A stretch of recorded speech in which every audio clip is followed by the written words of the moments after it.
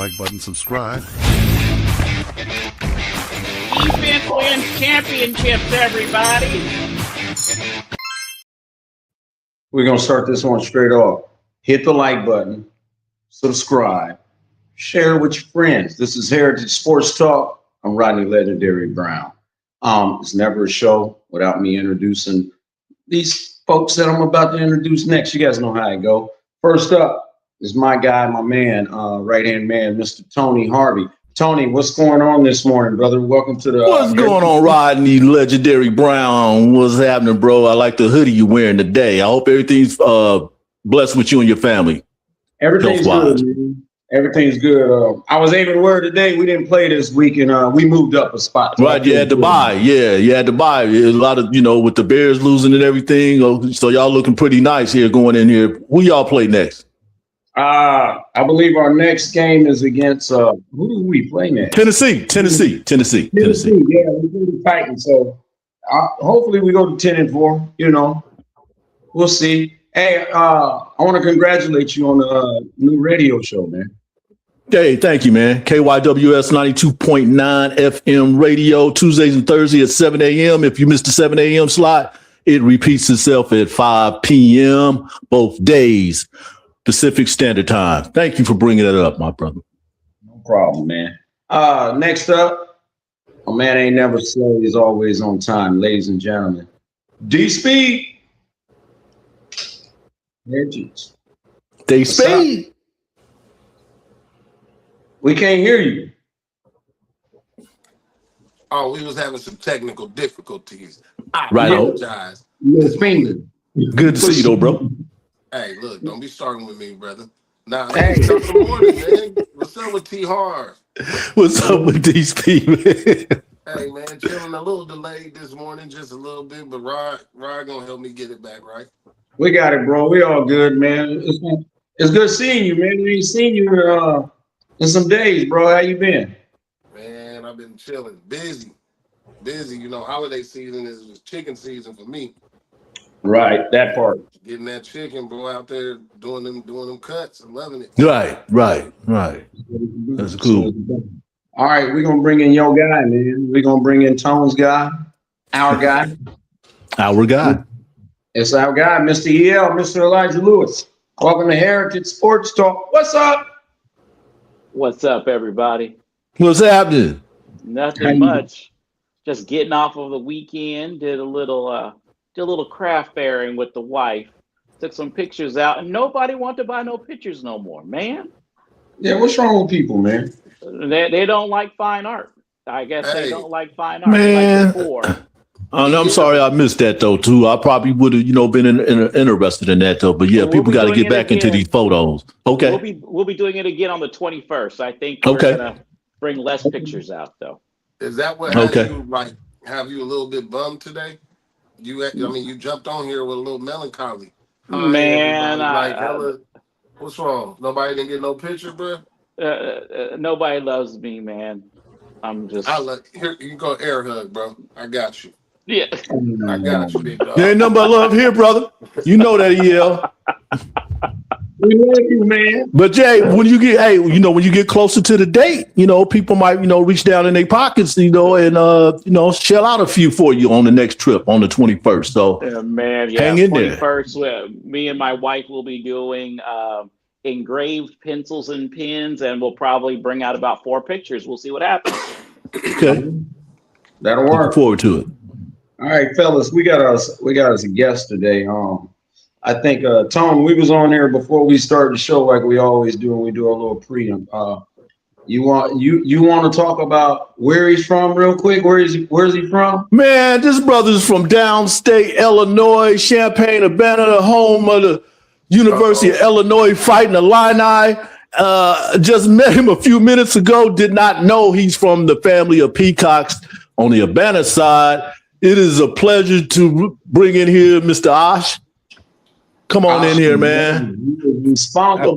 How you fellas doing? I appreciate you guys having me. How you doing, Mr. Knox, man? This is a pleasure to have you on this show.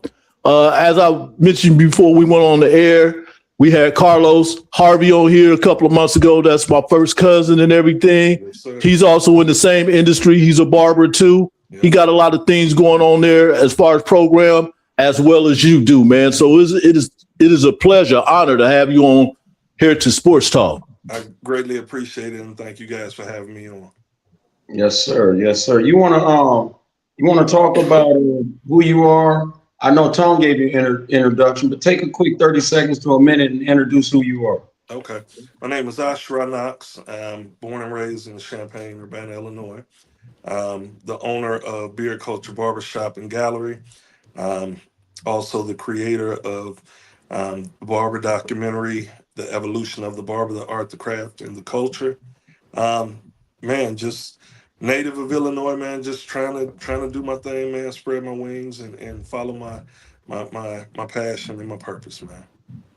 All right, dope, man. It's a pleasure having you on the show, man. We welcome you with open arms. This is HAIRitage Sports Talk. We talk about everything on the inside. We definitely talk about everything in the cut. Let's jump into it. Right. Jeff Van Gundy, who's in this, huh? Hey, real quick. What's up? You notice how tone voice changed? Every time somebody from Chicago or from Illinois. All right, man. We talking downstate here. Cool.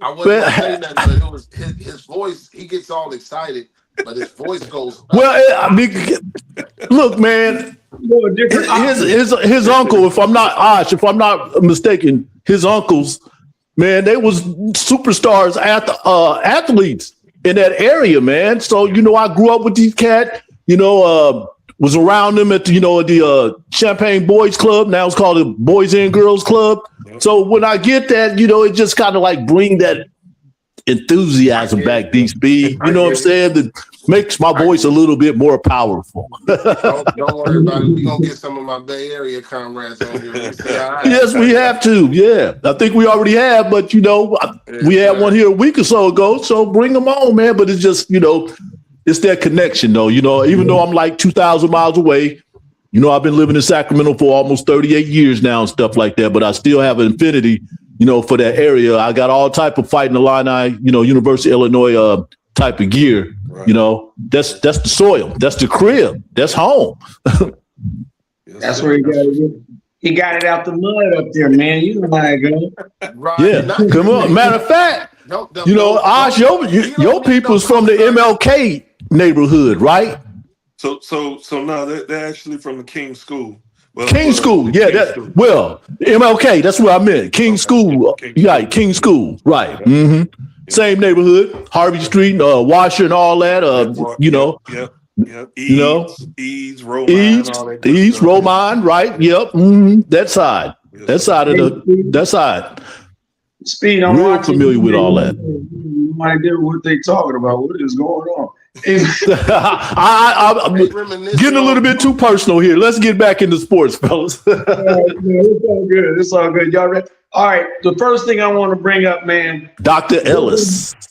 Jeff Van Gundy, he stated that him and Chris Paul have been having a few run-ins, verbal run-ins throughout this season. Chris Paul was sent home last week while they were on the tarmac at one point. They were waiting in Atlanta.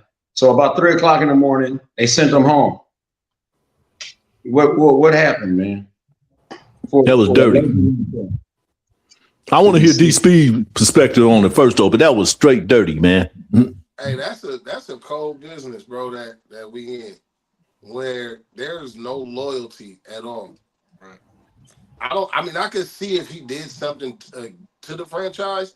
Let that man finish his season and retire. Look at what he's done for your community. For you to do something underhandedly like that, but it doesn't surprise me because it's not the first like back alley or slickster stuff that we know for the Clippers organization for them to do. All right. But at the end of the day, you would hope that you would want to maneuver with way more class and way more respect for what this man has bought your franchise. Right. And to dismiss him like that, like he was a rookie getting cut off of waivers when, nah, bro, this is a seasoned vet, a pro, an icon, one of the top players in the industry. And y'all just threw him away like yesterday's trash. That was cold-blooded. But it don't surprise me. It's just like, oh wow, damn, now the Clippers do something else weird and out of pocket. Yeah. Yeah. That was definitely cold-blooded. I don't know where, I'll start here because like DSpeed alluded to, Chris Paul had some great years in that Clipper uniform, back in those early teens. And he was supposed to, he still, I hope, is going to retire.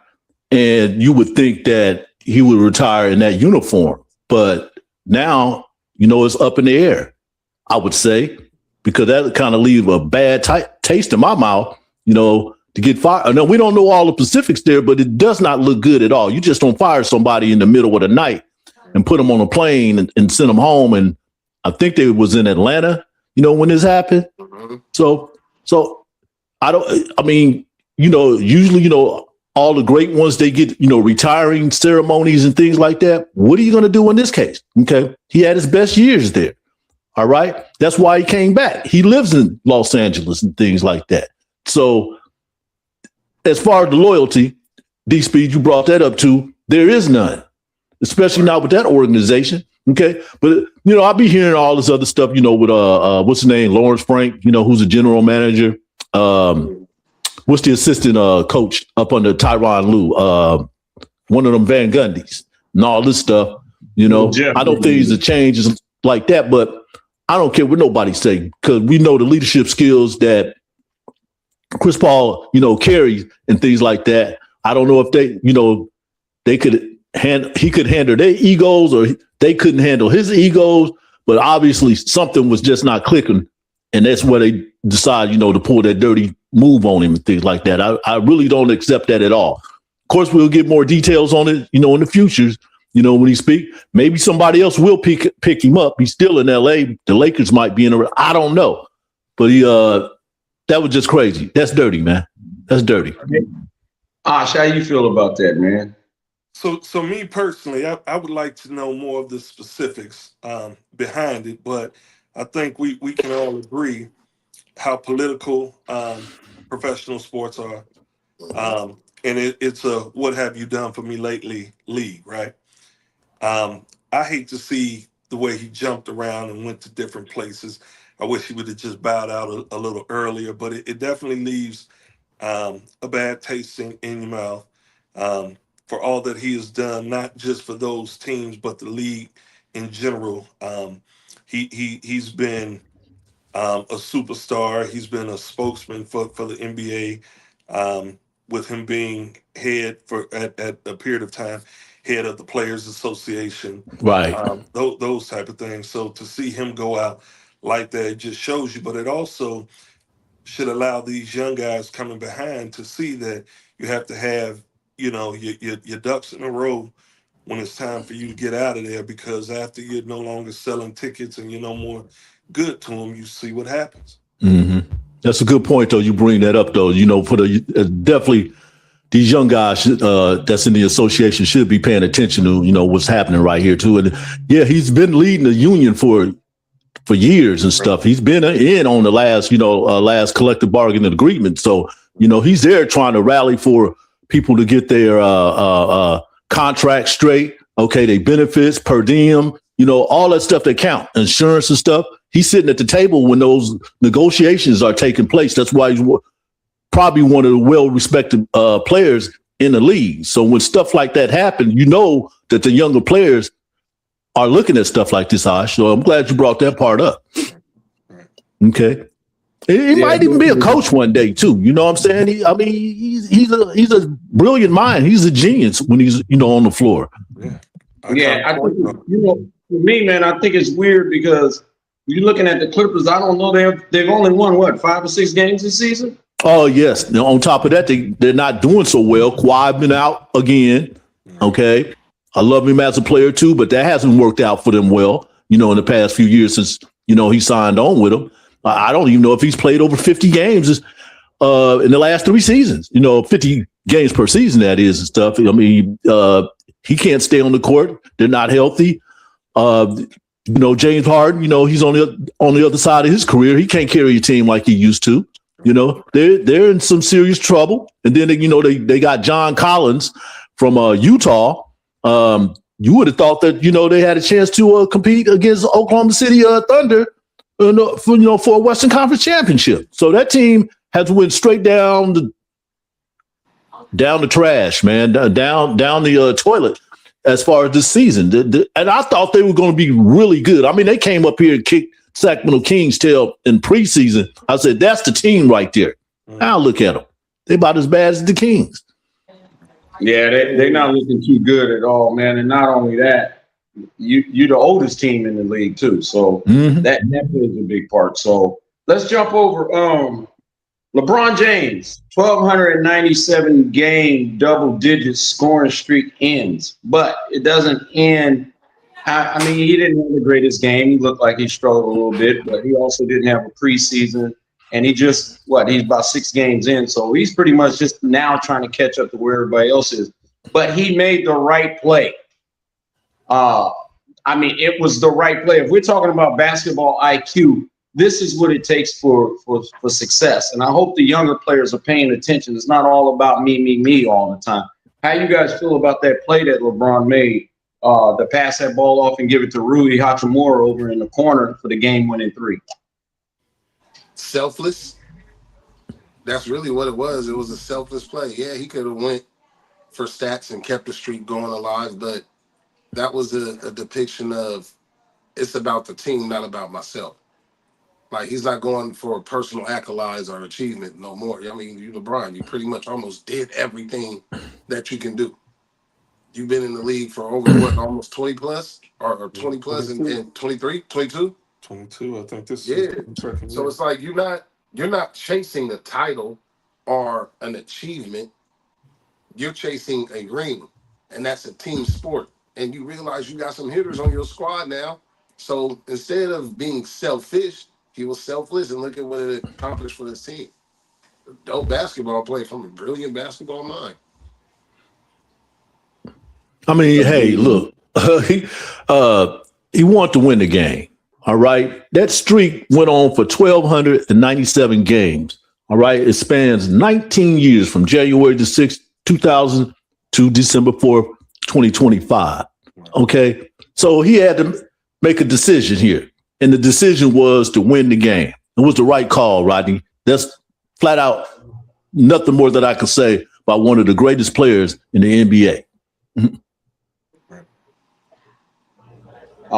I totally agree with that, man, because they sit in second tied with Denver behind OKC. And we know what OKC look like. How you feel about OKC, Josh? They look like they're going to be back-to-back? They I very well, we all know how difficult it is, but I definitely think that they have an opportunity. Typically, when a team wins an NBA championship, the next season, they lose a piece or two. People's contracts are up, and off of the championships, they're looking, making the best business decisions they can for themselves. But everybody's returning. They're the deepest team, in my opinion, in the NBA. They're one of the youngest. So I mean, they're right there. If they did repeat, I wouldn't be surprised at all. They definitely, in my opinion, have the best player in the league too, with Shai Alexander. So I could definitely see him repeating. Mm-hmm. Definitely that. All right, let's jump over to we lost NBA champion Eldon Campbell at the age of 57 years old. His cause of death has finally been revealed as far as the fishing accident that he had, which is saying that he drowned. I don't think a lot of people even remember Eldon Campbell as a player, and he wasn't a bad player. Tone, what was Eldon Campbell like during his playing days and where he fed in his championship? Man, he was just a baller. I mean, he probably had his best years with the Los Angeles Lakers. He'd been in the league for about 15 years. Of course, he was a center. He was a big man, but he was not beyond serviceable. I mean, he could start. He could come off the bench. He did a lot of things. And to have a career like that over a 15-year span, that says a lot about, his ability. My prayers up, my condolences to his family.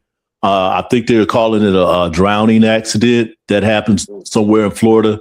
around the Miami area. All the details hadn't came out on that. That's the only thing that they're releasing right now. You know, the Broward County Sheriff Department is supposed to be doing an investigation, you know, make sure all this stuff is cleared up. So we'll see what happened there. But he was an extraordinary member of the association. And, you know, these guys, you know, they make a lot of money. They can go back and do what they do and retire and enjoy their life. I think he was out fishing. So I hope that's the way that it had to go down.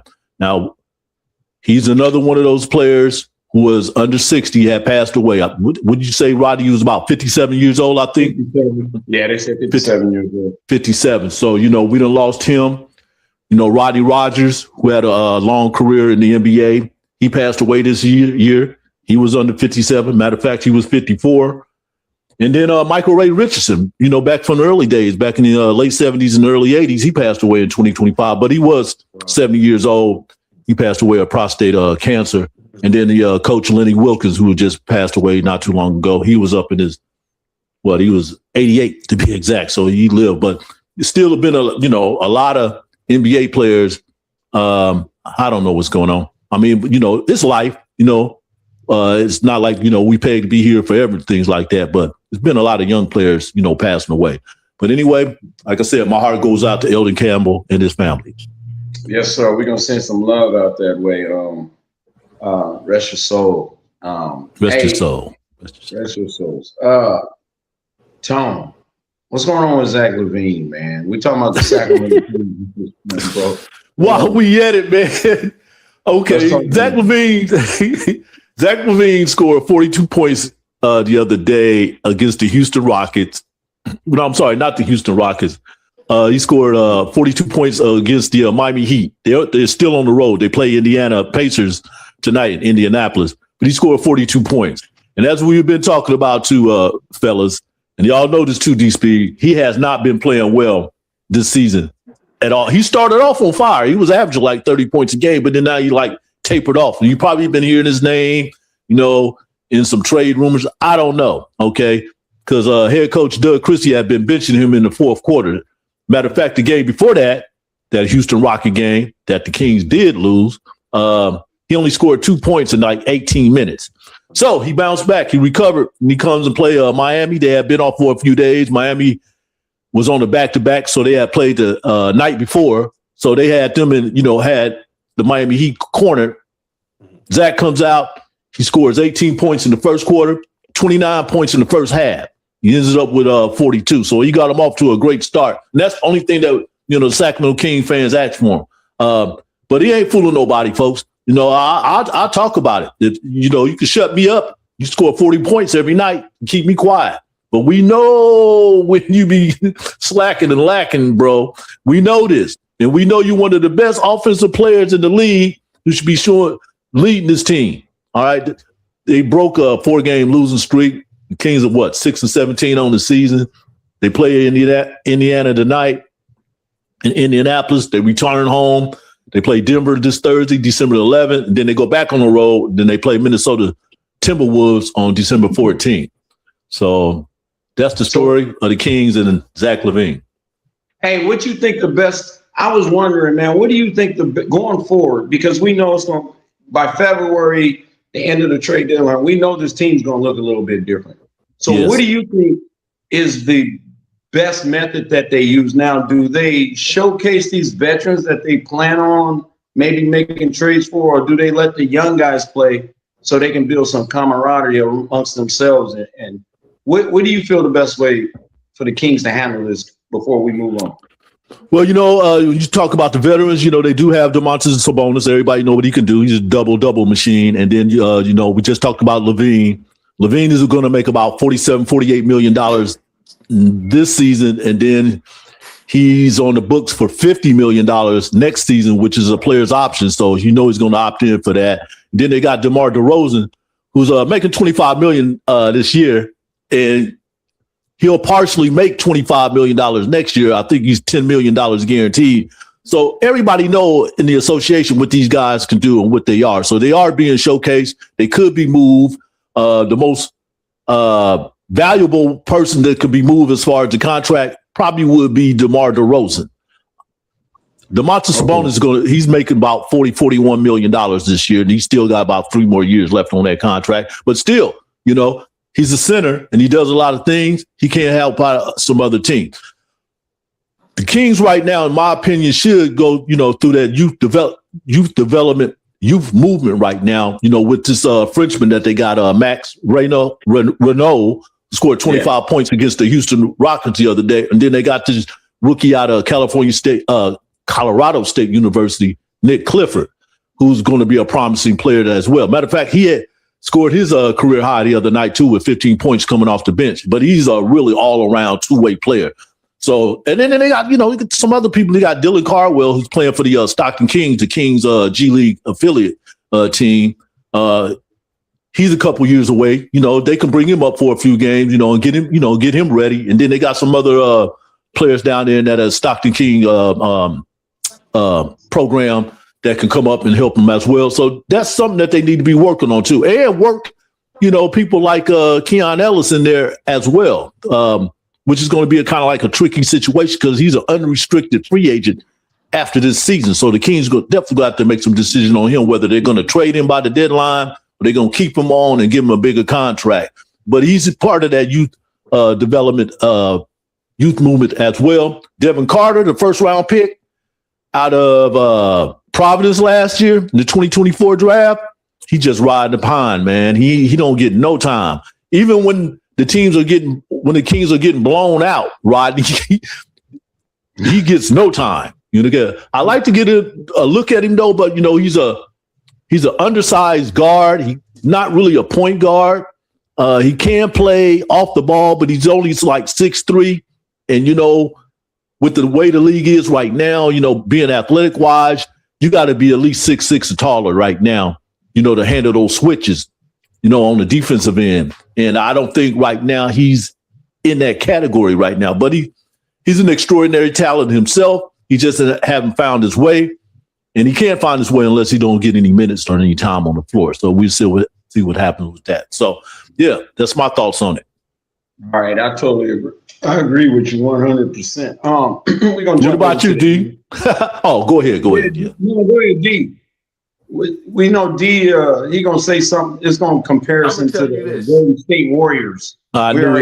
That's why I wanted him to say something because the Warriors they get some key pieces back now. Mm-hmm. So look, I'm gonna tell you this for Sacramento, and I know I'm gonna probably ruffle some feathers, but Zach LaVine's a bum. I'm sorry. It's not because now you want to play streaky basketball. Oh yeah, you can get 42, but you're not consistent. And I do think Kings to have some pieces there again with DeRozan. But see, I like Malik Monk. Oh yeah, I forgot about him. Mm-hmm. Yeah, he's been tearing it up. I like Malik Monk, and if y'all give him a little bit more of ability, he showed what he was able to do when he put the Kings on their back when you guys had De'Aaron Fox and he got injured. Beam team. So I'm loving that formula. As far as my Golden State, of course, we getting healthy, brother. We finna go on the run, man. I'm not too confident in our longevity going up against an OKC powerhouse, but we can do what it takes. We'll see. We'll see what happens. Yeah, don't be a hater though. Hey, I'm from the Bay, man. I can't hate on the Bay, bro. You like I'm not gonna hate on the Bay either, but I'm gonna keep it real out here in the Sacramento region. Don't wait. I got something for your Chicago loving self. Wait till we get to the football section to talk about your Bears, partner. December 28th. December 28th. Yeah. Who's your NBA squad? Who you kind of rock with in the NBA? I've never had a favorite NBA team. Of course, I was, following when Jordan and the Bulls, Jordan was my favorite player. But to be honest, Steph is my favorite player. He's defied the odds. I always tell him at the barbershop, he's one of those guys, if he walked through the door and we didn't know who he was, nothing says NBA superstar. And so I think he brought back, the coaches used to tell you, you know, you got to have work ethic. You know, if you work hard enough and you know, you become a master at your craft, you can achieve anything. And I think he showed that. So I've always rocked with him. And I honestly think, you know, that they have the pieces, and if they can pull it together and stay healthy, that they can honestly make a run. Is, you know, some people think that sounds crazy, but I think, you know, with Jimmy Butler, and I think they can make Draymond Green, I think they can actually make a run. Okay. See, look at you, man. He from Chicago and he rocking with the Warriors, but you ready to jump in there. There you go. That's incredible. That's incredible. That's incredible. But you know, Steph had that type of impact on folks, though, man. Yeah, you know, it's city to city, city to city, People country to country, man, state to state. People still mad at the Bulls. You know, I mean, they could have had another championship, and they disbanded the squad with Jordan, and they, you know. Bulls and Bears, they make decisions that don't make any sense. So tell me about it. To ride with them, man. Tell me about it, man. Well, I still ride with the Bulls, and of course I still ride with the Bears, though. But one of the things that always intrigued me about, you know, these historic franchises and stuff is really the families that own them. Okay, Reidendorf, he still owns it. You know, he's about 90 years old on the Bulls. Papa Hallis family still on the Chicago Bears. And I think a lot of that has to do with money. You know what I'm saying? You know, because they still gonna make their money. They know they're gonna make their money regardless. Okay, they're gonna make their money regardless. But when it comes to trying to keep teams together and keep that going on, say like, you know, the Golden State Warriors. Okay, that's how you do it and stuff. But them Chicago teams, man, they'll get up there and then they'll dismantle it, discard it real quick. Get up there and then they go all the way there, disappear. But we know they still making money, though. You know what I'm saying? Okay. I mean, Scottie Pippen and Jordan, you know, they wasn't really making big money when they was there. Most of their money was coming in on endorsement. Of course, you know, on the way out, George started getting paid. Okay. Pippen's, you know, when he went over to Portland, then he started getting paid and stuff like that. But that just has been the system over there. And that goes on for the Chicago Cubs as well, and the Blackhawks on the hockey, on the ice as well when it comes to these things like that. They have some great team units and stuff, and then boom. Okay, I know we get in the weeds. Does or used to own the White Sox too. That's it. He's still on the White Sox. Matter of fact, he sold interest to it to a group out of Nashville. If they don't build, because they want to tear down this Comiskey Park. If they don't build, if the city don't come together and build another baseball stadium on the south side, specifically the 35th, with Comiskey Stadium now stands, they could bolt to Nashville, Tennessee by 2030. Wow. 20, because the owners will have controlling interest of the White Sox. And you know, the White Sox, they've been terrible for years too. Okay. He don't put no money into that team, man. The South Side is suffering. Okay. I'm glad you brought that up. All right, let's jump over to the NFL. This is going to be one of those Chicago editions, but we're going to jump over. We're going to talk a little bit about. Hey, look at Speed like, oh Lord, we got to go visit Chicago so we'll be able to talk about it, bro. Let's go. Damn, let's go. I want to go see the shine. Hey, that'd be good. All right, the Colts, Indianapolis Colts, man, they fell out of the wild card. They fell out of playoff positioning right now, as far as we know. Daniel Jones is out with a torn Achilles, so they're playing with a backup quarterback. And they didn't look good with him coming in. Is Indianapolis, are they done? They started the season strong, but right now it looks like it might be over. Stick a fork in it. Stick a fork in it. Stick a fork in it. Okay, they had their little run. And you know, around this time of the year, what's that running back for Indianapolis? You know, it's going to be tough for him. He can't carry the team by himself. They don't have a quality backup quarterback. They're done. They did start off really good.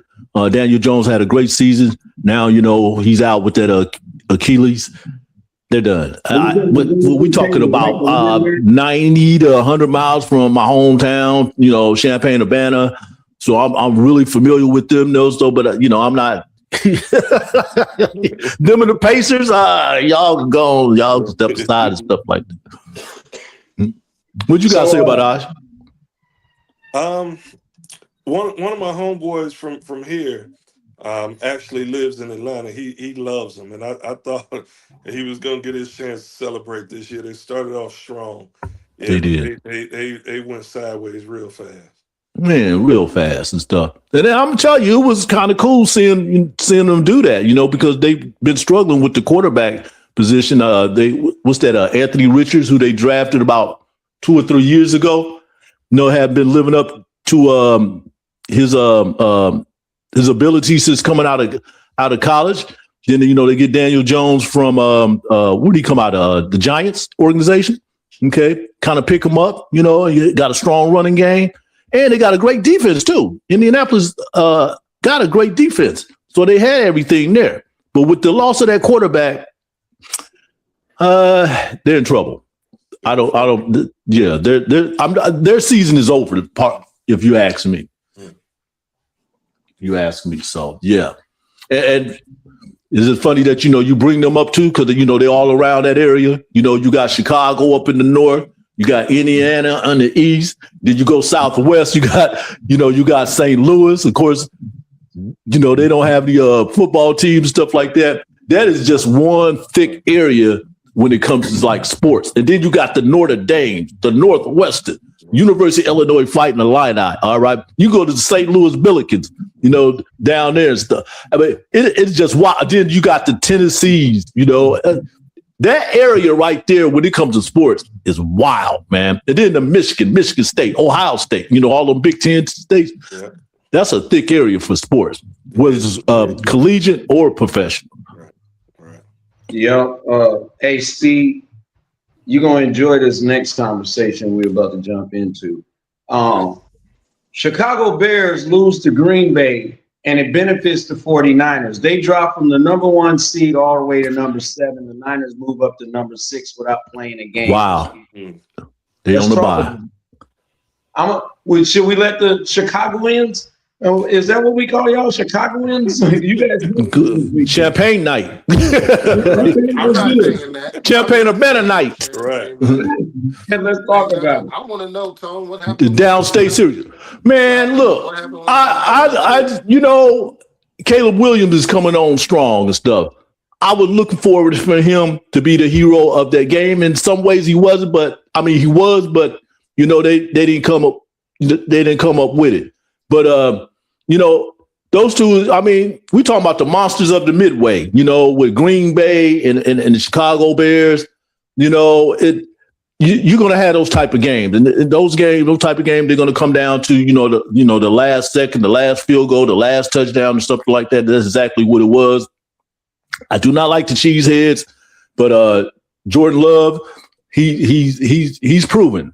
He's proven. But Caleb Williams is still coming, and I still got faith in what they're doing. You don't got a bad quarterback. You don't got a bad quarterback in Caleb Williams. Like, to me, I think he's probably the best quarterback y'all had since had in quite some time. Yes, I think J. Cole quite some was the last time. one you had that took you to the ship, or took you guys a little bit further in the post.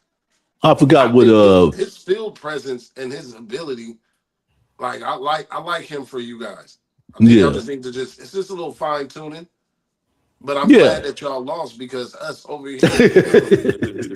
Yeah, I thought you would mention that too. Niner gang, you know what I'm saying? We appreciate not having to do no work and still excel up. You know what I'm talking about? So you scaled up too. Man, did you scale up? You got to do it with me, TR. Appreciate, didn't do nothing, and then scale up. Come on, do the hand. Didn't do nothing, and then scale up. I'm just messing with you now, man. But it's y'all got something going on over there in Chicago. I mean, in the season that San Francisco is having right now, wow.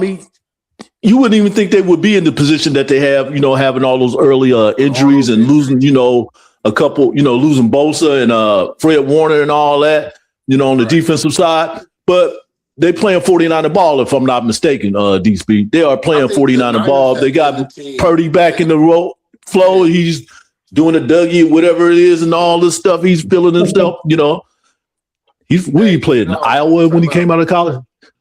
Hey, real quick, do that again. He said, I don't know. Don't be trying to get me to do no Dougie stuff and stuff like you probably could get Elijah or something. I don't know what no Dougie do movement. Yeah, that. Hey, but your team, man. I'm for the last 3 seasons. Of course, they made it to the Super Bowls a couple times, and I thought they were going to win it then. And then, the last couple seasons, I like forget this because y'all making, you're embarrassing me and stuff. I ain't saying nothing about it this year. Maybe that's why they're having so much success. The 49ers, that is. Like that. To me, the Niners is the team that has. They're a perfect epitome of the team or what that next man up mentality is supposed to have. Almost everybody on that defensive side, and some of the offense too, has had to have that mentality in order for them to pull off the season they're having so far. With a 9-4 record, I mean, that's almost a clear shoe-in if it keeps trajecting this way for them to have a playoff berth. Yeah. Right. Before we slide here, and I know this is like an Illinois special and stuff like that. Ash, what do you think about Indiana beating Ohio State over the weekend, man? I mean, that's massive. That's historic. You know what? I forgot they played. I didn't even watch it. I know it was something. I ended up looking at the Georgia, Alabama, but that's major. When the U of I played them early on and got whopped. And they went in and they thought it was going to be a give me. Everybody thought they would win, and we went in there and they mollywopped Illinois. It was almost it was 63 to 10 or something 40, like that. 50 point loss, and they've been trucking and been real ever since. So man, it's a good look for Indiana, man. That's major. You know what gets me about this too? Indiana's a basketball school, man. Right. Okay, and they're in the playoff. They got a chance to win a national championship on the football side, and Duke, because they won their conference too in the East and stuff. So we're seeing like a little bit of a shift, which I think NIL, name, image, and likeness, has a lot to do with this because Indiana has built that program up to like from ashes. And things like that. And I would say the same for Duke out of North Carolina, but it's impressive to be exact to see these basketball schools now turning into football schools. Even Kansas out there, got a good football program. So it's kind of good to see this kind of shift there because, walking in, same way would you say, when the Illinois went to Bloomington, Indiana and got mopped up, you can't go into these places now there, with that type of mentality and stuff like that. You will get yourself embarrassed because Ohio State, I felt the same way. Okay. But they beat them fair and square. Wow. What was the score? 13 to 10 or something like that, man. It was real close, but they got them. You know what I'm saying? Just the fact, and they got them in the Big Ten championship too. Wow. Just real crazy. They played them real well. And there wasn't nobody looking at this. Didn't nobody see this coming. Okay. And here we are. Okay. Then, there's some people that lost Notre Dame, they they're not going to be in the top 12 in the bowl playoff. They decided not to do any bowls this game. And I think they had a pretty good season as well. Much, I'm not a Notre Dame fan, nothing like that, but hey, so Indiana, Ohio State. I got a question for you guys. I heard one of the sports guys on ESPN last night talking. He made mention that because they've chose not to be in a conference, and he told them you guys aren't a one of one. Maybe if he felt maybe if they were in a conference and they performed the way they did, they would have gotten that bowl nudge. What do you guys think? Right. That has something to do with it too, because Notre Dame is not in the conference; they're independent. Right. Okay, so their schedule is built a little bit different, things like that. And I think that's when the committee was looking at that factor into it as well. Okay. Yeah, but here's the thing, though: they need to expand it from 12 teams to maybe to 16 teams or 20 teams or something like that. That's what they need to do, so they can get those type of opportunities for these quality type of programs, such as a Notre Dame. What's your thoughts on that, DSpeed? I would love to see that, to see them dutch it down and do that, bro. Like, to be honest with you, NIL is gonna change everything up. It's gonna change the way conferences look. It's gonna change the way it's even changing the way coaches have to coach, bro. Yeah. Imagine that. I was listening to a conversation earlier, like even in the professional stance of it, more so college though. A lot of these players are making more than the coaches, and that comes with the default mindset. Like, I ain't gotta listen to you. I don't gotta do this. Like, so it's interesting to see how the world of NIL is affecting everything, but it seems like a rapid growth and a rapid like virus type thing. Right. Like, it's growing quick, and you're not going. I want to see it contained before it gets out of hand, because it's looking like it can go wild and crazy in about less than 3 years. Right. Man, look, when we talk about that, while we on that subject, Aj, do you know Andrei Stojakovic, who played for the basketball team, the University of you know his dad? Absolutely, Pager, yeah. Right, Pager, okay. Mm-hmm. I had heard, and I ain't seen Pager, since this young man, started going to U of I. Yeah. But aren't they paying him like $3 million this year? You know what? I don't know. I haven't heard. We were having an NIL conversation because we lost a freshman to Michigan last year.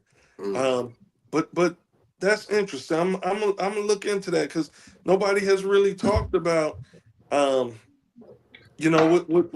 they're making. They've switched it up. We look like we have a European team from overseas. It's international, yeah. like if everything is international, you know what I mean? We maybe got 4.5 black players, and a half. You talking about Wagler, he's gonna be a great player though. He's gonna be good. I love Wagler. Hey, it's crazy. So, they haven't talked a lot about money, but that's interesting. I'm gonna definitely look into it. Well, this is why, one of the former GMs of the Sacramento Kings, Jerry Reynolds, had mentioned that on one of the radio shows around here, and he was talking about NIL, and he was specifically talking about, what these guys were making. Okay. And I think somebody in Illinois had picked it up too, because they had started talking about it because they didn't know. But I believe he's getting around an area of $3 million to play this. Yeah. University of Illinois is one of few schools that has a separate pot. They strictly got their money pot. It has nothing to do with the school. Like, I remember one year, I don't know if you remember, they fired 3 major coaches who were still on contract and brought all in. They fired the head football, the head basketball, and the head women's coach all in the same year. I remember that. Still under contract and brought in new contract. They still getting paid. And paid them off. So they got some money. They've been real stingy with it, but they getting to the point if they want to compete, they know they have to pay. So Sacramento State University here, it's the same way. Yeah. I don't think they pot as big as Illinois, but Sac State, they got a pot here, and they've been doing things like that. They've been using their money to put on concerts and stuff. They bring in little Yakni and all that in here, and Quavo from Amiga and all that stuff. So you can do what you want to do with your own money. Tony, no. Hey, did I say little Yakni or whatever? Bro. A little yacht? What? Little sailboat? What is it? What's their names again? Who did they bring? They brought Quavo from Amigo. Is it Quavo? They brought little Yakni. They brought somebody. Okay, wait a minute though. Then they started having a fight and a riot. They didn't even finish the concert, DSpeed, and they still got paid. Okay, this is money that Shaq them been bringing in to Sac State. Akil O'Neal them been bringing it. Yeah. Okay. I'll make sure to tell. They got their own pot. Hey, I'll make sure to tell Quavo and Little Yachty. Quavo. Yeah, I got you, bro. Don't worry about it. I'm gonna tell them what you did and how you assassinated their names on this show. You got nerve to call that boy Little Yachty. A little sailboat, whatever. I mean, little tugboat, whatever. Hey, They some great artists though. Don't get me wrong and stuff, but I mean, I'm not all into that. I don't, hey. But I'm just, look. I want you to do, big dog. Rewind. You know, when you got Mike Bibby and all of them and stuff like that. Rewind this episode in your shop and let your clients. This part, since he want to be so Chicago, right? Your Illinois brethren gonna sit up here and slaughter both of their names, Little Yachty and then Quavo. You gonna say Little Yacht? Well, I don't even get any credit for being even kind of close, man. Huh? Okay. Hey, man, I'm a downstate brother, man. I tried. Okay. Let me just tell you, Ash. Hey, you can take the brother out of Illinois, but you can't take the Illinois out the brother. Hey, Rod, I'm gonna tell you this right now. Next time we got nothing against you, Ash, because you cooler than a polar bear. But next time we got somebody from Illinois, I ain't getting on. I ain't messing with T-Hawk. T-Hawk on one today. I'm just feeling good today. It's just a great way to start off the week. Okay. And I hope everybody out there in Champaign-Urbana is listening to this. All my downstate brothers and sisters and cousins and everything, friends and family. Everybody just feeling good today. Huh? DM is going to fill up. Your people going to let you know that you did an assassination of both of them brothers' names. Oh, my goodness. And you know what? I do have to say this too, DSpeed, since you brought that up here. In journalism, we're not even supposed to be doing that. We supposed to be authentic when we talk about people's names. This HAIRitage Sports Talk, we a little right on. Just a little bit. Right on. Especially me. Hey, this is a great show. How y'all feel about the AFC? We got two teams sitting at 11-2. We got the Patriots, and then we got the Broncos. The Broncos, they look good to me, but then they don't look good to me because I don't believe that their offense is as strong as what it takes to win championship. Who do y'all feel like out of the AFC? Who may come up out of the AFC?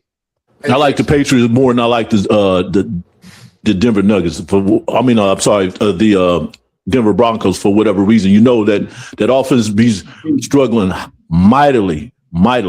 And whatever's going on with this Drake Maycat from the quarterback for New England Patriots, that's real. That's authentic. Okay. This cat, he's on the money. He could throw the long ball. He could throw the short ball. He can run a little bit. And he's only like 23 years old. Okay. So I would give him more, I thought Bo Nix was going to be, rolling this year. He pretty much not even playing to the level that he was last season and stuff like that for the Denver Broncos. It's their defense. It's their defense. Because remember that game, the Raiders could have beat Denver if they hadn't been slowing around, playing around. Okay. They beat themselves against Denver. Defense win championships? Defense win championships. Where's our buddy at? Yeah, I know he had to get off and stuff. But defense does win championships. If Elijah was on here, bro, he would be saying the same thing over and over again. But and compared to those two teams, I'm gonna take the Patriots over taking the Broncos because Bo Nix, the Denver defense looks more secure than their offense. And I give them that. But the Patriots, their whole team looks put together. And they doing some damage. So in the AFC, I'm gonna choose the Patriots to come up out of there. I got the Patriots. What about you, Ash? If I was a betting man, probably the Patriots, but I would like to see Denver Broncos. So one of the receivers. From Illinois. Yeah. So, he's a rookie. Pat Bryant. Pat Bryant, yeah, Pat he's a Bryant. rookie. I used to cut his hair, so I would love to see them be able to do something. Like to hear that connection on there too. I forgot all about him too, and he's been doing pretty well with them. You know what's one of the big problems with Denver though? DSpeed, they lost one of their top running backs. That's why they've been struggling. He's out for the season. He had started off pretty well for him, and then they it got another rookie running back. Just so happened his last name is Harvey, RJ Harvey to be exact. But he's still finding his way as a rookie and stuff. That's really what's been killing Bo Nix. You got to have a running game with Bo Nix, and that running game been suffering these past few games. That's why they've been looking really, really shoddy on the offensive end. But 11-2, they there. I mean, they're gonna be in the playoffs. They're gonna be one of the top teams. They might even get a bye or something like that in the AFC. So they right there. But I just don't think they have enough firepower as the New England Patriots. I feel you. I feel you on that, definitely. All right. Our one of the most intriguing stories of the NFL this year belongs to Mr. Shedeur Sanders. Shedeur had a good game this past Sunday. He threw for over 300 yards, a couple of touchdowns. Have the Cleveland Browns, do we believe that they found their future, or are they still clowning around and putting this man in a position? Which on Judkins' top of your screen. Shedeur's throw is complete. And of course, it's Harold Fannin Jr., the rookie tight end, and he picks up a first down. Well, he's shown he has the arm. He's shown he's doing it. And this is his third It's a run, too. He looks a lot better than this start than the previous two. Down the sideline with blazing speed. Oh, just short of the end zone. I think with Shedeur, bro, watching this game, it was actually dope because you were able to see his presence, like his pocket presence. Yeah, he did get sacked and then has that one interception that I saw him throw, but that was just a poor decision making. I'm watching the accuracy as he's lining up and stepping back in the pocket. If you notice, most of his throws were a footstep forward. To put that ball, even in this touchdown pass right there, to put that ball over that shoulder of that defender, like that dude is a phenomenal player. There's still a disconnect with him in Cleveland, and I don't like him being in Cleveland at all, and I honestly don't think they're going to treat him right in Cleveland. So what I say is that is Shedeur their answer? No, because if he was, y'all would have showed that when he would have had more reps in practice. He would have had more time with those stars. He probably would have been in a way better situation. So you don't value him, but he is putting on a good show to show in other teams that, hey, bro, there is value in here. Right. They just not messing with me right now. And not only that, I think you make a good point, a great point. But look how they do them at the end of the game. It's like they don't even want to win. They would rather lose than him to get a win. He does all that. Then you take him out, and the play that they made with the quarterback to try to win the game, it's like, come on, man. Y'all intentionally throwing games. If y'all don't want him, send him to somebody who gonna treat him right. You see, and as much as they hate it, he's the NFL quarterback, and they hate it. Everything about him says NFL quarterback, and they hate it. I agree. Yeah, they really are. They ain't treating him right. I don't know what's going on with them, but they definitely ain't treating him right. You are real about that, Osh. You are right about what you said, DSpeed. They just devalued this cat. I don't know what they're going to do after the season moving forward. Actually, they could have won that game yesterday. They pulled him out, trying to go for a 2-pointer when he should have been in on that last play and stuff. So that tells you a lot right there. I don't know what's going on with Stefanski. I'm chopping up somebody else's name, DSpeed. The coach that is. The coach that is. You know what? But this is what's going to happen is, if you watched it also, that whole stadium erupted when Shedeur got on the field. Yes. Your team, your fan base is telling you to play this kid. Mm-hmm. You not only are going to lose out on the potential of having a dope starting quarterback, you're now having a distasteful taste in your mouth with your core fan base. Right. It ain't like you got a winning franchise. You got the dope, solid fan base. Y'all go crazy, kind of like Raiders fans, never winning, but they go crazy. Give the people of Cleveland what they asking for, bro, and get this kid a fair shot. Right. And stop doing them little punk moves by taking him out, and you cost yourself the game. That was a punk move. Like that, to me, I don't know. I don't really like. I'm not a big fan of Cleveland right now. I'm a fan of Shedeur, and I'm happy that he's able to at least do something to show his stock value while he's in that messed up situation. Check this out. He threw for 364 yards, 3 touchdowns, The one interception that you just mentioned, DSpeed. Mhm. Okay, and he wasn't in on that last play. He wasn't in on that last play. I don't trust Cleveland at all. Oh yeah, Cam Ward, his buddy for Tennessee, he threw for about like 115 yards. He ran for 161 yards himself, and he had I think one touchdown on the ground and one touchdown in the air as well, and 2 interceptions to be exact. So they was going for it and stuff like that. But Tennessee is a different story. Matter of fact, Tennessee might get there before Cleveland get there. If you ask me, they just a few players away. And they're a real young team themselves. But Cleveland, I just would rather Shedeur just kind of like move on, man. You know, and I'm not trying to disrespect the Cleveland fan base or anything like that. I you know, they fallen in love with this cat. But it's just that organization, you know. Yeah, just don't do it. Just don't do it for me, man. Yeah, they said that Shedeur is the first Browns QB with 300+ pass yards, 3+ pass TDs, and a rush TD in the same game since 1950. Since 1950. Yeah. What'd that tell you? Wow. Okay, and he started on the third on the depth chart. Yeah. So come on now. I'm gonna tell you what it tells me, that the Cleveland decision makers suck. That's what it tells me. Now, it tells you that Up and down. Yeah, it's real personal, bro. Like, y'all suck. That's Anybody watching this kid, and if you would have watched him yesterday, like I just said, that's a football quarterback. Like, that's an NFL quarterback. His presence, his awareness, yes, he still has maturation to get, you know, to do, and that's gonna come with age. He gonna polish that up. Right. But his stock value right now is raw, and y'all not allowing that to be shown or be exploited to the highest value. Y'all crazy, man. I'm cool. Right.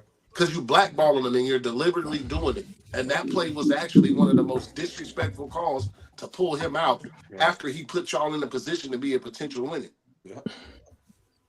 Yeah, man. It's disgusting. It's horrible, man. It's about, because basically they threw, in my opinion, they threw a whole game. That team worked hard on both sides of the ball, and they threw a game away to be able to say that, no, this kid's not going to be a superstar. We'd rather give the game away for everybody that worked hard because of one individual. That's what it looks like to me. Defensive end Myles Garrett, Mad Dog, Myles Garrett for Cleveland. He called out the coach. He called out the coach. Yep, he did. He got another sack here. And he called out the coach on that. Oh, really? Stefanski sure did. Hey man, this dude. Hey, you know Myles Garrett don't be playing around. You gonna call it what it is. He ain't gonna sugarcoat nothing. You know what I'm saying? He don't. Somebody had to do it, and I'm glad it was him, because he is like a voice of that franchise. He's a leader, right? Exactly. He's the leader in that locker room, man. And if he's seeing that, like, bro, call it what it is. What y'all gonna do? You're not gonna fire him. He's your defensive powerhouse. Man, hey, I don't know if they're gonna figure it out though, man. You know, they done been through what, like 50 quarterbacks in the last 10 years. Okay, I don't want to. I just don't want. It is a record. I just don't want them to waste Shedeur like that. I mean, you know, he's gonna win a lot of games. He's gonna lose some games, stuff like that. But you just mentioned it too. It's a maturation period that he got to go through. Let somebody else, you know, develop him, because that squad, man, that organization. You make a decision like that, you know, you better not come in the locker room. You might well just head on to your car. Head on home. You have no job here. You have no business here, coach. See ya. Right. See ya. All right. Matter of fact, catch the bus home. We're gonna tow your car out of here. We're gonna Chris Cole you. That's the CP3. It's a new CP3. Free CP3. Free CP3. So I'm a jump stories real quick, and I want to jump over Tone. I want to talk about Jalen Wells of the Memphis Grizzlies. Let's talk about that. We got a video. Then we'll jump into it. How did you feel in that first quarter? Hey, this is how it's going to be. It's going to be a shootout. Yeah, a little bit. I mean, we know that they're very gifted offensively.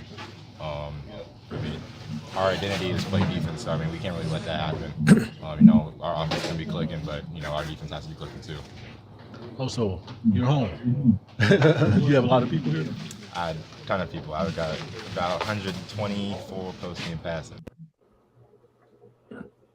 Yeah, so that was an interview with Jalen Wells, who plays for the Memphis Grizzlies basketball team. He played up in Folsom, suburbs of Sacramento. He was here last week. Grizzlies did win. I think this is his second or maybe third year, you know, in the NBA. But a really good, nice young man, came back home, you know, got to play.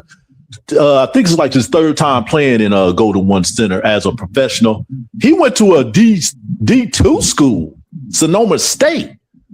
So Memphis, they got a serious scouting department over there, you know, if they saw it. And he is starting, folks. He is starting. It's just good to see, you know, a hometown young man, you know, making it big. And of course, you know, we had a gobs of athletes around this area, you know, been in all type of baseball, football, and basketball franchises and things like that. But just to see him, you know, doing this thing, he's still young. And as you heard, he had to buy a lot of tickets for that game. And there was a lot of people at that game. I know what I mean by after the game, they get to sit in the stands and wait on, you know, the players that bought them tickets to come out, you know, and chat with them, take pictures with them and talk to them and all that stuff. So that we was trying to hurry up that interview with him in the locker room so he can get out there, you know, and be with his family. Most of those people, you know, is from Folsom.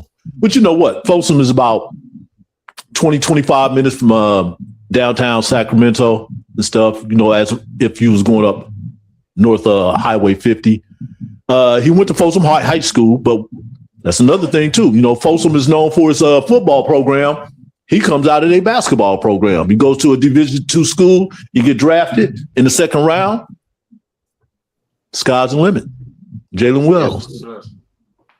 Hey, Ryan, Yes, I got What's to up? tip about the Osh, man. I do want to thank you for pulling or being on here. Unfortunately, I got to dip out too now because my client's here. But man, it was a Yes, pleasure. sir. Likewise, man. I appreciate you, bro. We got to do it again. Absolutely. But Absolutely. hey, you in good hands. T Harv and Rod, I'm can't wait to hear this interview on you and see and really watch this documentary. Okay. Yeah, Most check it definitely, out, man. Let me know what you think, man. Most definitely, I will do, man. Most definitely, it's a pleasure, Rod. Likewise. Hard. I love y'all, bro. Love you too, D. Hey, take care Peace. of my boy Osh, man. I know. Look, I ain't got to tell you that, Tone. You already been going crazy. Well, you're a great interviewer yourself. I wish you could be in on this, but I understand you got to take care of business, so you go do what you got to do. But the next time, though, Most you know, definitely, man. All love, y'all. See y'all in a minute. love you too, bro. All right. Next one. All right. Up on that note, we want to talk a little bit about a former NFL safety, Mr. Sherrod. Mr. Sherrod Martin. He played 6 years in the NFL as a professional. He played for the Panthers, the Jaguars, and he played for you guys' hometown, the Bears. He transitioned to be a barber and a businessman, opening up his own shop. The name of the shop is Superb Grooming. He's serving many former and current players as Sherrod the Barber. He's had a passion of this since his high school. As him stating, being a barber made retiring from the NFL easier because I knew what I wanted to do. It's something I've been doing since high school. I have a passion for it. When it came time for me to hang it up, it wasn't as down as I would have been. It was easier for me to take it because I had something to take my mind off of it. So he's known as Sherrod the Barber right now, and he's been taking care of his teammates playing as well as now. That's a good investment, though, Rodney. Yeah, that's a very good investment. Ashish, how do you feel about someone coming from like the professionals, like an NFL player? They make a little bit of money, and then retracting himself and doing something that he said that he loved so much, and it kind of shows you how barbering goes. How you feel about it? I think just that shows the power of barbering first and foremost. But he's definitely he was gifted to be in a good position where he could, you know, go from there and follow his passion because he I assume was stable and did right by his money. But definitely a powerful story, and I think that's just something that makes you proud as a barber to see somebody go from being an NFL player to behind the chair and cutting hair and grooming clients. That's deep. Yeah. Definitely extraordinary too. And if you don't mind, if we just go ahead and segue into, your involvement, your position, your career, your profession, your occupation in the barbering industry there. Ash, of course, this, I'm telling you, DSpeed just pulled it out of me, but, this is just it's just a great moment right now. Somebody, from my hometown area in East Central Illinois, who's doing some things that, we did have my cousin on here, a few weeks ago and stuff. Now we have you on here and you're doing some things. You're doing things really outside of what you're doing. But tell us a little bit about you and what you're doing and that documentary that you got. Okay. Man. So for me, it's interesting because I've cut for 26 years, but I did it part-time. I was cutting in the garage. I worked in the Urbana and Champaign school districts, and I coached basketball as well. So I cut hair part-time. In about 2018, my son, who my wife and I sent to barber school, he was working down at Rose and Taylor. You definitely know what Rose and Taylor is. Long rows and all there. I used to get my hair cut there. Yes, sir. So at that time, I ended up leaving and going to cut with Carlos and my son and the other barbers that were there. And I left school after 20 plus years working in the school system. I left that behind to jump into barbering full time.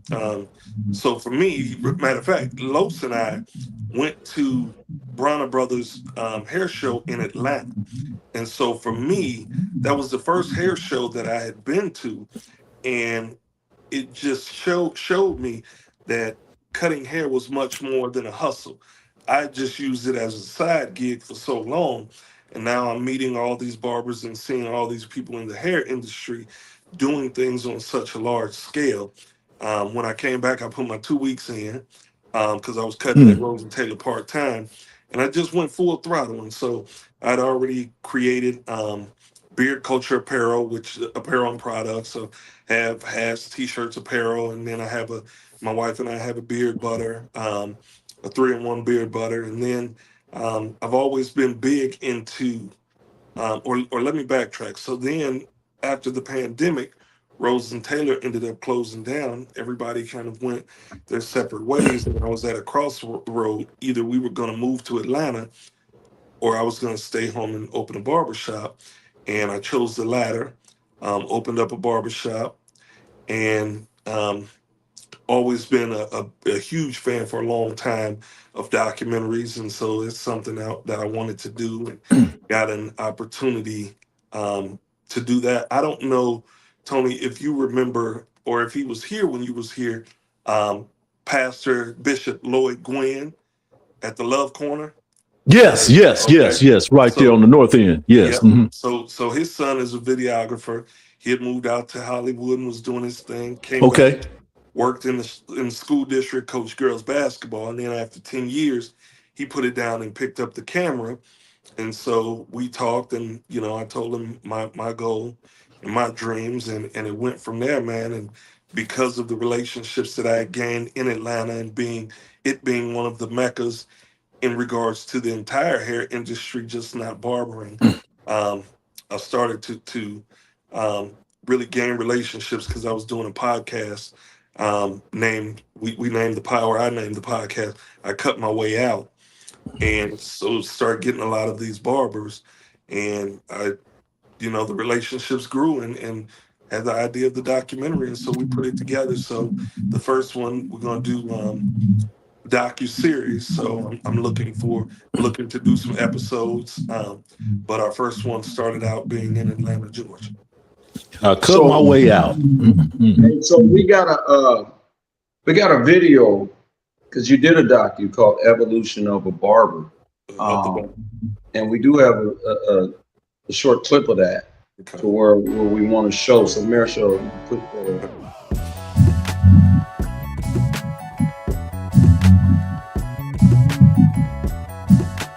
So in the process of creating this video, one of the industries in America that continues to grow despite inflation is hair care. No matter social status, Americans want to look good, especially in the Black community. Historically, there was always someone who had to be skilled or at least willing to engage in this industry. Barbering is one of the oldest professions that exist, dating back to 5000 BC in ancient Greece and Egypt. Barbers were once referred to as barber surgeons, as they not only cut hair, but even performed some surgical procedures. There's so many things you can do with barbering. I used to get paid $10,000 a month just to post haircuts for a company.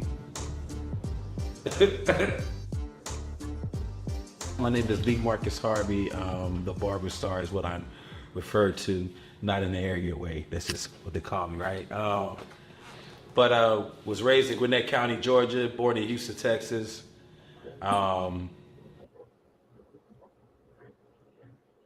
Man, I got to see that full episode though, but a high quality film clip that you got there. Man, that was, Mr. Knox, I like what you're doing. I appreciate it. That was actually, he took clips from the actual documentary, because I have a trailer, so that wasn't even from the trailer. So he cut that up on his own. So that's actually part of the documentary. Okay. Which is dope. So yeah. Then you got the voiceover, and then you got the statistics going on there. I got to get deep into that. I mean, it's an Illinois day. I'm just going to flat out say like that, though. But like I said, it's just good to see things that's coming up out of there. Because when Carlos was on here, he was telling us, his pathway to where he's getting at, and then learning how you did it.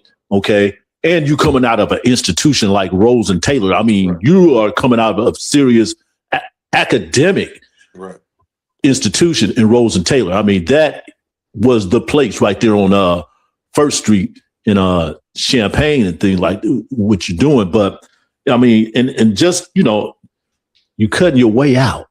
Right. You're cutting your way out. How did you come up with that title too? I cut my way out. What inspired that? So actually, I was in Atlanta. It's crazy because all my barbering ideas that I branched off and done came when I was actually visiting at different times in Atlanta. But I'm sure you guys are familiar with the guy who created the stage show Hamilton in New York. Can't get his name out right now. Right. The Puerto Rican. Yeah. So him, Nas, and rapper Dave East, they did a song called I Wrote My Way Out. And they're talking about how they use the pen and the pad to write their raps and their poetry and things of that nature to create a better life for themselves and to get themselves out of situations that they grew up in. So like my man talked about getting it out the mud. So pretty much getting it out the mud, they picked up that pen and that's how they were able to make it to where they've gotten today. And so it just resonated because when I started cutting hair full time, it just changed my life. Like I said, I had been in the school district, but I was no longer passionate, and I've been cutting hair for years. And it was just passion. And so when I jumped into it, I consider this the golden era of barbering. There's never been a better time to be a barber with price points and just all the ability to do different things, not being behind the chair, but still using barbering as a segue.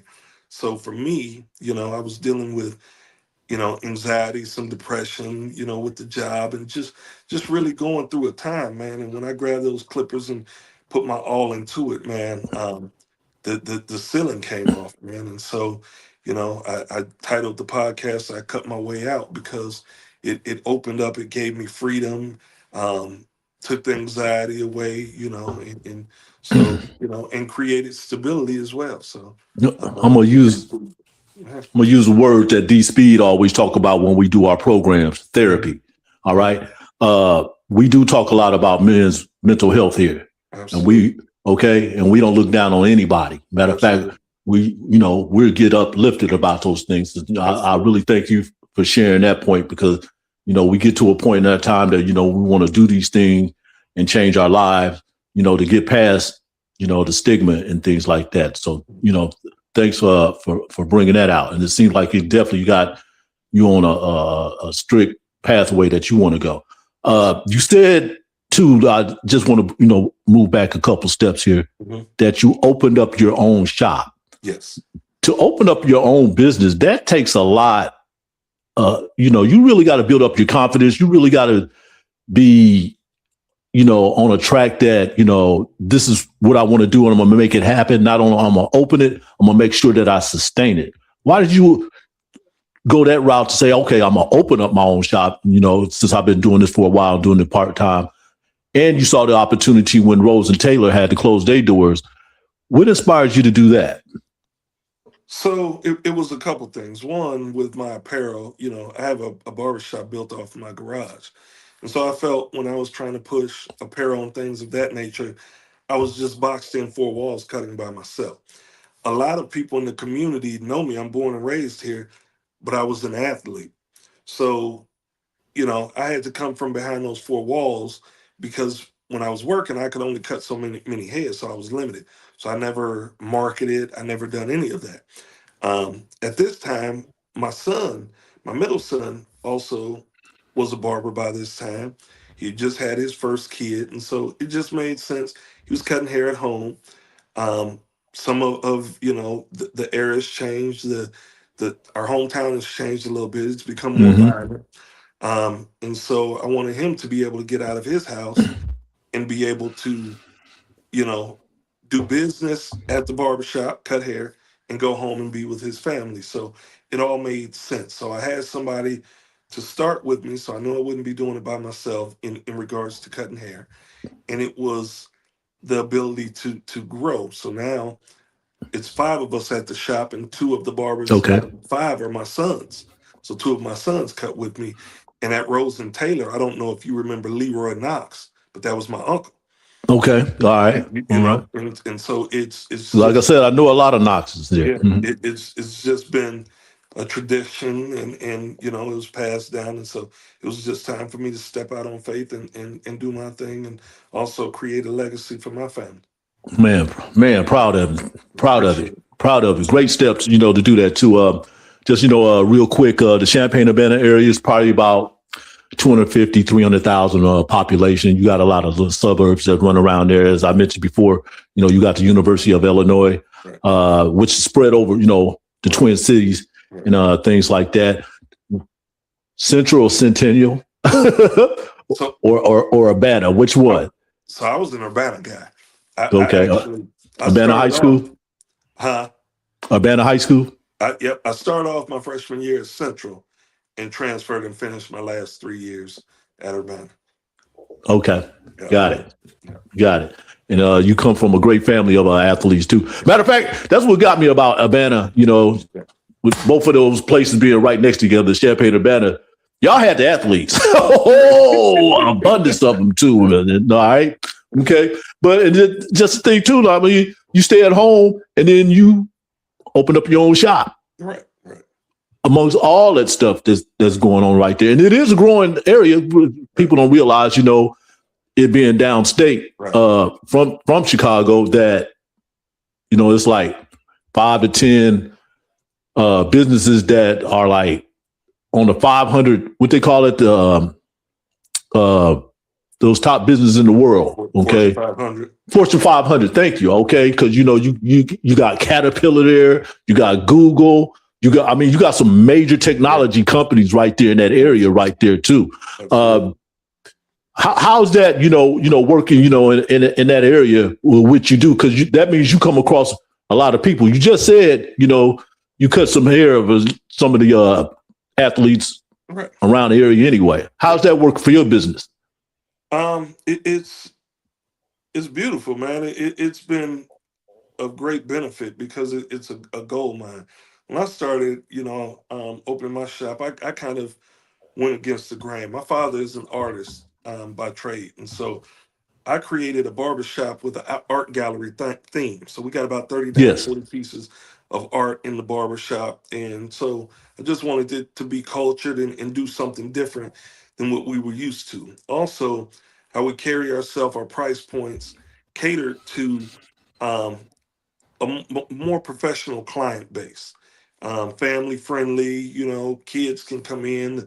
The music, you ain't got to worry about coming in hearing, you know, cursing or feeling uncomfortable, smelling like marijuana. So I was able to create more of a luxury environment. And so when you do that, of course, it caters to, you know, professors, doctors, realtors, bankers, teachers, a little bit of everything, athletes. So it's been good. It's been really good to me.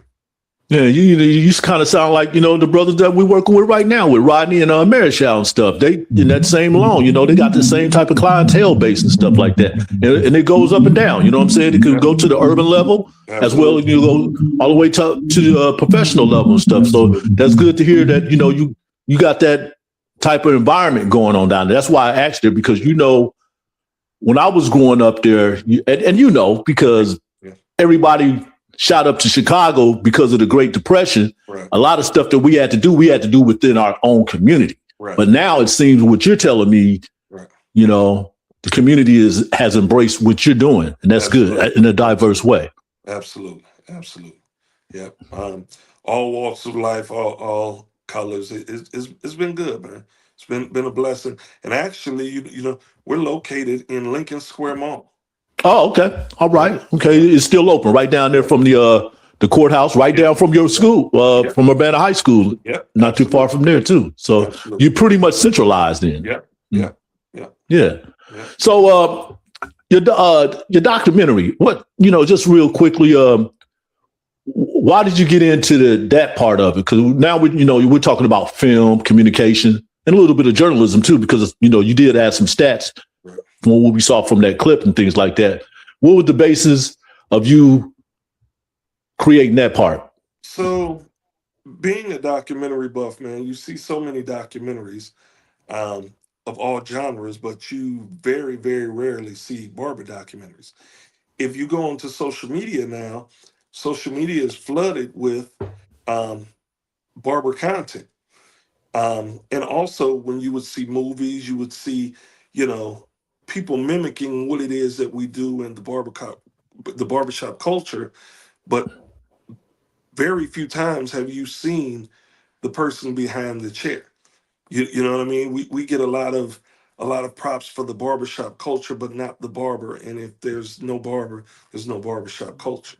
And so I wanted it, and off the heels of the pandemic, because we weren't considered essential, all that played into it. And I just wanted to show people, you know, from the barber standpoint, from the barber's mouth, what it is that we do, how essential we are, and how beautiful of an industry it is. And there's no ceiling, you know. Barbers are making a great living. There's great potential, and it's a great industry to be in, and we're blowing the roof off this thing, man, and it's continuing to grow. You have some popular barbers now that, as we speak, are in Nigeria and doing things in different countries. I just was featured in a magazine called Barber, the Barber Today magazine, online editorial in the UK. So it's, you know, we're really, you know, barbering is making, you know, great strides, and it's one of the oldest professions that's around, and it's still growing. So worldwide. Yeah, absolutely. Rodney, I know you got a couple questions for this man, this talented person, man. Go on. I appreciate you, Tone. So you mentioned, did you play sports coming up? I did. I was a hooper. I played football earlier too, but I had a knee injury. So once I hit high school, I didn't play football anymore. So I was a hooper. Okay, go. So talk about where your shop's located and how people can find you, like what the shop and I love the aesthetics that you're talking about, because like Tone said, that's exactly what we do here. We've got, and it's cultured out, you know what I'm saying? So we set up, it's kind of like a live like a live art, piece that when you walk in, you see the pieces on the wall. You get a lot of culture. The music plays a big part of it. The aesthetics play a big part of it. Where's the shop located, and how can people find the shop and find you? So the barbershop is located in Lincoln Square Mall. And so actually it's one of the oldest malls in the nation. And so it's in Urbana, Illinois. So we're located there in the middle, right across from the food court. It's actually 300 South Broadway Avenue in Urbana, Illinois. I'm on Instagram at Osh the Barber. On Facebook, Ashra Knox, and also on TikTok as Beard Culture Barber, #4. So I'm on all the social media platforms, and just out here pushing. The documentary is available on YouTube. It's under the I Cut My Way Out podcast channel. Okay. It's also, the link is in my bio, but just trying to be as visible as possible. So like I said, social media, we have a barbershop website, or beardculturelifestyle.com is the website to go directly to the barbershop and see the gallery, the haircuts, the barbers, so on and so forth, be able to book appointments. So just trying to be as visual, as possible. Love to hear it. And if y'all in that area, go check him out. This is something good. And I'm definitely going to be looking at this documentary in full feature. Yeah, I definitely, man, want you guys to check it out. It's great, man. We're going to put docuseries. So one of the goals is got about 8 to 10 places. California is one of the places that I want to hit as well. So okay. I'm sure with the Browns brothers, you can make that happen, man. You can make that happen. They got all the connections. I've been knowing these cats for over 30 years. Okay. Mr. Knox, and we've been doing everything. Matter of fact, I met them through journalism because they had a publication out there called the Master Report, and we, when I was working for the Black newspaper around here. The editor at the time, we rode over there. That's when I first met them, in this hood called Oak Park, historical hood. It's a great area. Don't think anything different of it like that. You kind of like the North End, to tell you the truth, right.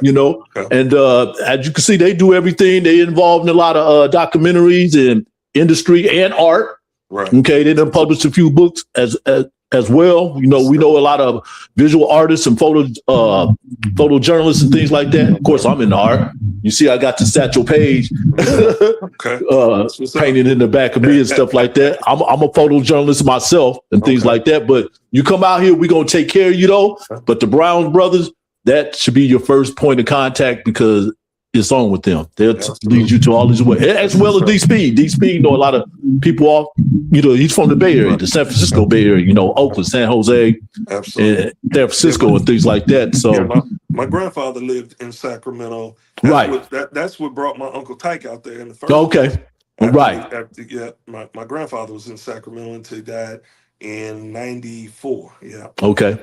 And that's what brought all of them Urbana cats out here, because I know Michael Brooks them came out here. Brian Mitchell, a really good friend of mine who went to school with your uncle Tyke. He's still out here. He's still involved in athletics. He nurtured a few state programs. Track and field and basketball and stuff like that. Okay. And some of his kids, they grown now. They got kids and everything like that. Doctors and lawyers and judges and stuff, and they came from the hood. All right, this is somebody I'm talking about from Urbana, Illinois, Brian Mitchell, nicknamed Blue and stuff like that. I talk to him from time to time. I know we lost a good brother in Reese Patterson not too long ago.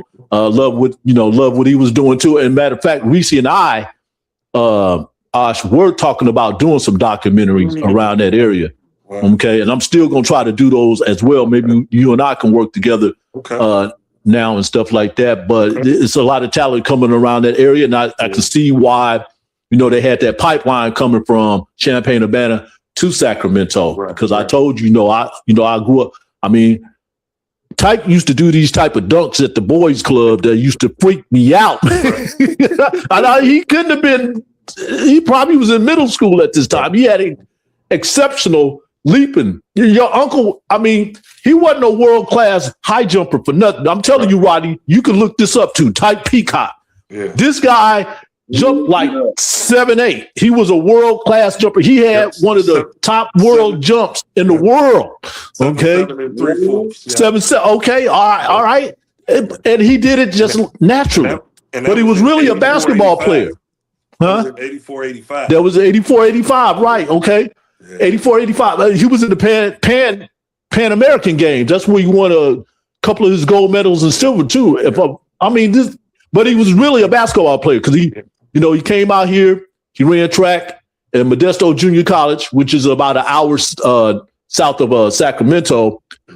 He played basketball there. Yeah. Then he had transferred to Kansas. Yeah.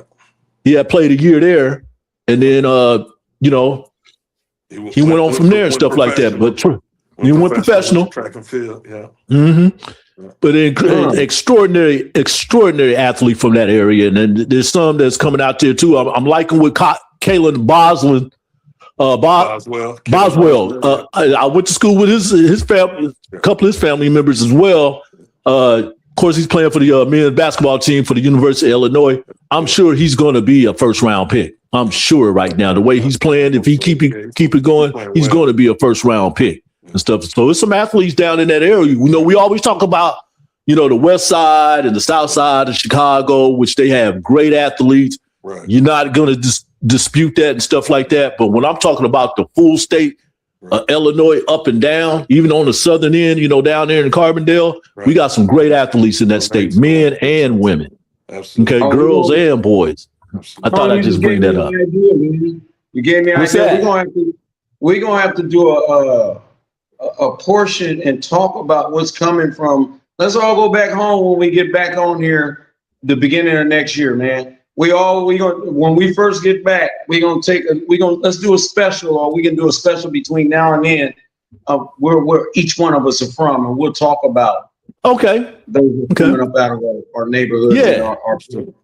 Because and I'm glad, Rodney, you brought that up too, because I don't normally talk about that too, because I know there's been a documentary produced on the Champaign Boys and Girls Club. Like I said, when I was growing up, it was the Boys Club. Yeah. Okay. Yeah. I was luckily fortunate because they had, these type of different programs, for engineering, art and all that, wood. Right. I was in the photography thing. Okay. So I picked up the camera there and back in 1972, not knowing it was going to be my life, but here I am, I'm doing that. And I'm a journalist too. Okay. As Rodney had mentioned, Marichelle had mentioned, I work for California Black Media. I'm into politics. Now I got me a radio show. I freelance for Associated Press and NBC Sports Radio. A lot of that comes from my background, my environment, being there in East Central Illinois, Champaign-Urbana. Okay.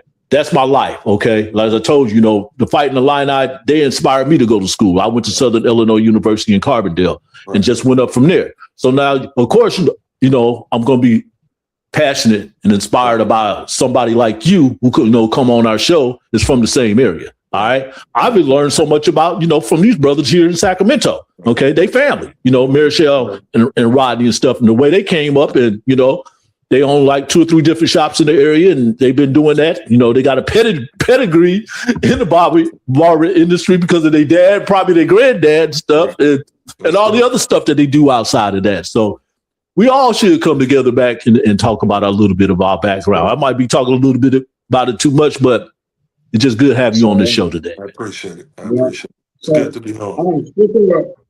What's your future plans and what you got going on? What's your final words before we get out of here, man?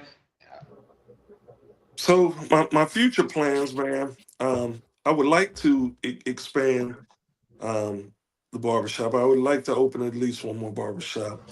Really push to have the products worldwide, really make a push in 2026, and to make a push with my father's art, man. He has some wonderful pieces that need to be seen. You know what I mean? Mm-hmm. Yes.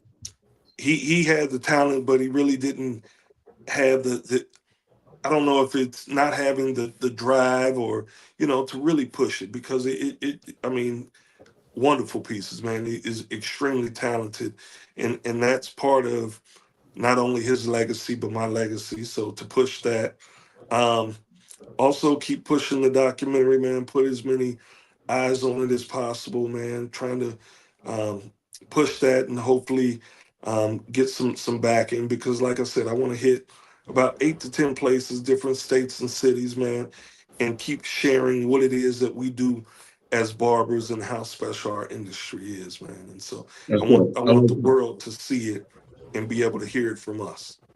Okay, definitely that. What would you say to my last question for you? What would you say, or what words do you have for someone new that's fresh in the game in barbering? I think one of the biggest things that I didn't realize early on, not 100% of the time, but more times than not, what you put into it is what you get out of it. And that's pretty much in all things. So if you treat it, because I treated it like a hustle for so long, it was a side job. So it gave me side results. So when I just thrusted myself into it and I put myself into it and I went all out, it's unexplainable what I've been able to accomplish in the short time, right? Also, being passionate about whatever it is that you want to do. We've been lucky. We're all talking on here and we do what we're passionate about. Most people get up and go to work and they do what they have to do to provide for themselves and their families. We've been gifted and blessed to do what it is that we love. And so, follow your passion and it'll make way and provide a living for you, as long as you have that work ethic and you give it all you have. Right on, Yes, sir. man. Yeah. I love that. Right I on. love that. Tone, you got any last words, my man? Oh man, hey, I've been filling in here and there and stuff like that. I'm just trying to, get these last few words of wisdom from this brother, man. I really don't have anything else to say, but I do want to have you on this show again. We do want to get you out here, as well as Carlos out here, Right. to check out some of the things that's going on right here, because I put you in the good hands of the Brown brothers, Absolutely. DSpeed. Elijah, he's more on the technology end of it though, but they doing their own thing. They got a partnership with one of the television station where they got a weekly, not a weekly, but a show that airs every Monday. Okay. They didn't do it today, if I'm not mistaken, though, Rodney. Get you accustomed and acclimated to stuff like that. But it's just been a great pleasure to have you on here, Osh. Likewise. Mr. Knox, you got to come back. You got to come back, man. Likewise, I would love to. Mhm. We're looking forward to it. Greatly appreciate you guys. It's been an honor. Greatly. Yes, sir. Much Yes, love. sir, definitely. So everybody out there that's watching, this is Osh the Barber. Make sure it's the evolution of a barber. That is the docu. You got another docu you want to mention before we get out? No, so it's evolution of the barber. With the barber. Yep. Okay, and what else you got going on that you want to promote? Yep. So, it's on YouTube. The I Cut My Way Out podcast channel. Everybody, man, go I'm and gonna sign up. subscribe. Watch, give feedback. We just want to keep it growing, man. Okay. Yeah. Beautiful. People. This is HAIRitage Sports Talk. We talk about everything on the outside, everything on the inside, and definitely everything in the cut. We listen to the rumors, but we're here to talk the facts and speak the truth. We got my man Osh the Barber, Mr. Tony Harvey. You already know, bro. It's always good. DSpeed had to leave. Elijah had to take off. I want to say what's up and thank you guys for joining us. This is HAIRitage Sports Talk. Once again, we hit you with the realism. We hit you with the facts. Osh, I want to thank you, bro. We got to bring you back. We gonna do that special. We got to bring you back. I definitely want to show some of your pop's art too. Okay. We want to see some of that. Definitely. Together, and we're gonna bring this for the audience so they can see it and so they can be more acclimated with you and what you got going on. Okay. Ladies and gentlemen, this is HAIRitage Sports Talk. Until next time, we salute and love ones like always.